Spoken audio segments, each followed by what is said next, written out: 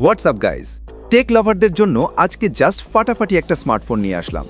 আপনারা অনেকেই কমেন্টে জিজ্ঞেস করছিলেন এমন একটা ফোনের কথা যেটার পারফরম্যান্স হবে নেক্সট লেভেল আর ব্যাটারি নিয়ে কোনো চিন্তাই করতে হবে না। তো আপনাদের সেই অপেক্ষার অবসান ঘটাতে বাজারে চলে এসছে IQ Z10 টার্বো প্লাস। আজকের ভিডিওতে আমরা দেখব কেন এই ফোনটা বর্তমানের গেমিং বিস্ট, আর বাংলাদেশের মার্কেটে এই বাজেটে এটা কি আদেও ভ্যালু ফর মানি কিনা।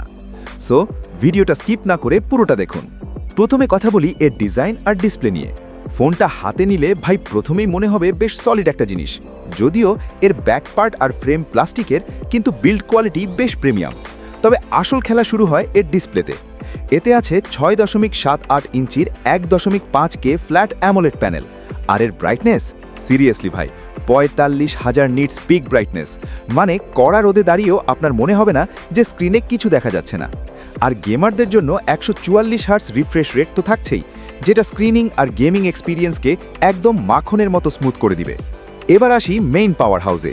এই ফোনের ভেতরে আছে মিডিয়াটেকের একদম লেটেস্ট আর পাওয়ারফুল চিপসেট ডাইমেনসিটি 9400+। বিশ্বাস করেন, এর পারফরমেন্স দেখে আমি জাস্ট অবাক। পাবজি বলেন বা জেনশিন ইম্প্যাক্ট, সবই একদম হাইয়েস্ট সেটিংসে খেলা যায় কোনো রকমের ল্যাগ ছাড়াই।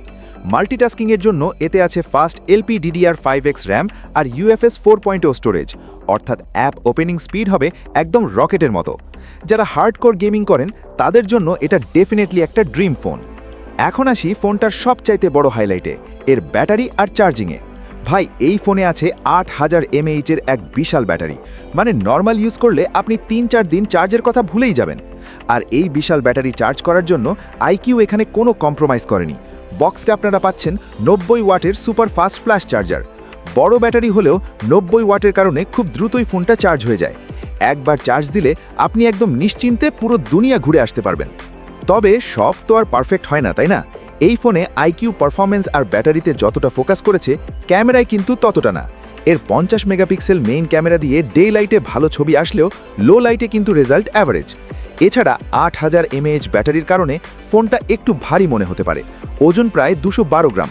সো আপনি যদি খুব হালকা ফোন পছন্দ করেন তবে এটা আপনার হাতে একটু ভারী মনে হতে পারে।